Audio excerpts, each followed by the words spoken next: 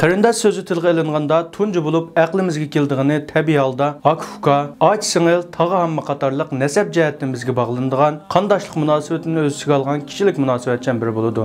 Ammo hech bir qandoshlik munosabati bo'lmagan, irqi, millati, rangi, nasabi, mansab ayrimchiligi qilmagan holda shaxsiy manfaatdan xoli, ilohiy aqidaga, samoviy muhabbatga bog'langan, hatto növt kelsa boshqa barliq qarindoshlik rishtalarini uning yo'lida qurbon qilishga arziydigan to'limi farqliq o'rin va martabaga ega bir munosabat bor. U bo'lsa-mu islomiy qarindoshlikdir. Islom qarindoshligi islomning ulug'ligi, musulmonlarning birligi va shon sharafini qo'lga keltirishdagi eng muhim omillardan biri bo'lib, saodat davrida bir-biriga yillarcha dushman bo'lgan arab qabilalarini, ondan butun dunyodagi insonlarni birlashtirgan. Islom qarindoshligi Iroq qit'adagi bir musulmonning nidosi uchun yana bir qit'adagi musulmon labbay deb qo'shin tayyorlab qutuldirishga tayyor turadigan, hech tunishmisimi birining putiga kirgan ekan, yana birini azoblaydigan, bir qarindoshiga kelgan aziyat uchun kechalari uyqusiz qoladigan va uning uchun Robbiga duo qiladigan bir alohida qalb rishtasidir.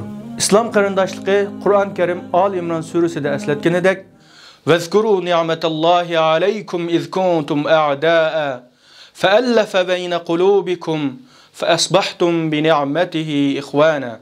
Allah'ın sizlarga bergan ne'matini eslanglar. Öz vaqtida sizlar o'zaro dushman edinglar. Allah dilinglarni birlashtirdi.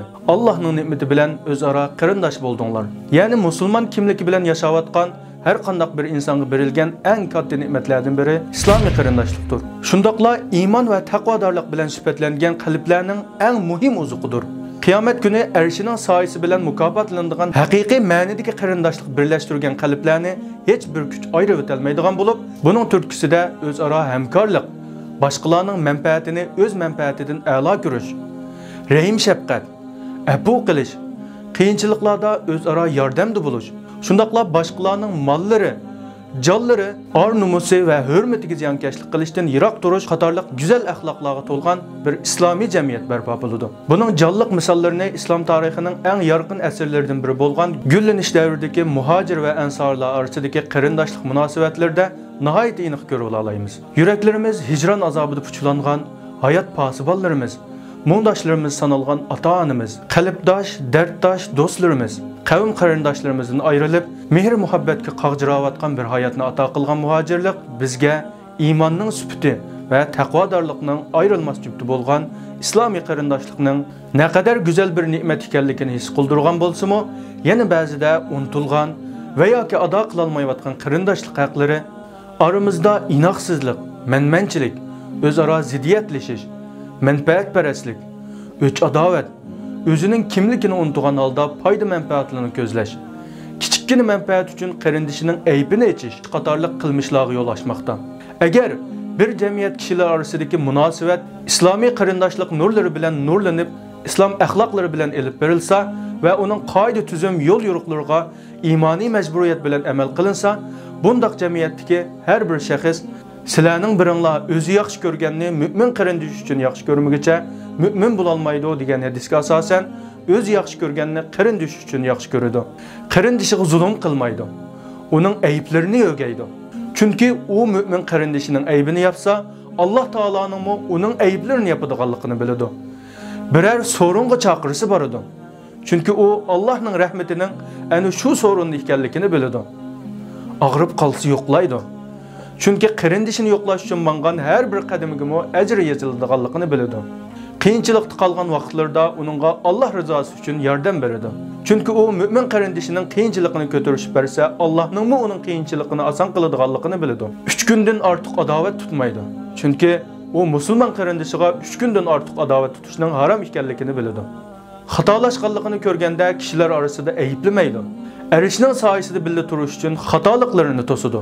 Rabbiga duo qiladi. Chunki u qarindishi uchun duo qilganida farishtalarning mo amin deydiganligini biladi. Zulmga uchragan vaqtida yordam berishni o'zining iymoni burchi deb biladi. O'zi rohat yashab turib, qarindishining jafo tortib qilishini, o'zi to'qtirib, qarindishining och qilishiga aslo rozi bo'lmaydi. Qarindishiga har vaqt tabassum qiladi.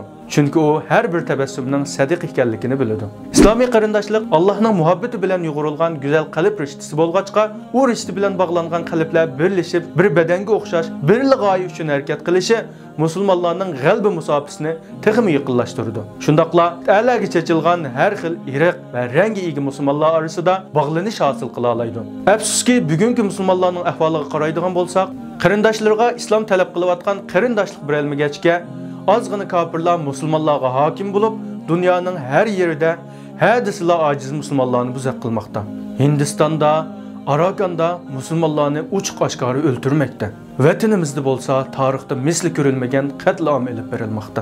O'zimizning, ya'ni Uyg'ur musulmonlarining muhojiratdagi ahvoliga qaraydigan bo'lsak, qarindoshlarimiz orasida bir-birining orqasidan so'z chechak tarqitish, g'ayvat qilish, o'zaro ishonmaslik, eng echinishliqi hamma odam o'z ishi bilan bo'lib, bir-birining ahvoli bilan kori bo'lmaslikka o'xshash illatlar mavjud bo'lib kelmoqda. Buni fursat deb bilgan Xitoylar bo'lsa, uningdan foydalanib kuchimizni parchalamoqda va bizni o'zaro ziddiyatlarga solmoqda. Shuning bilan haqiqiy islomiy qarindoshlikning qandoq bo'ladiganligini atrofidagilardan his qila olmayotgan xalqimiz boshqa musulmon qarindoshlariga qaydab bo'lsa-mu, ular uchun harakat qilish emas, ozroq ich og'irtishning o'zini nodonlik, arabparastlik va yoki millati bilan kor bo'lmaslik degandek nomlar bilan ayblamoqda.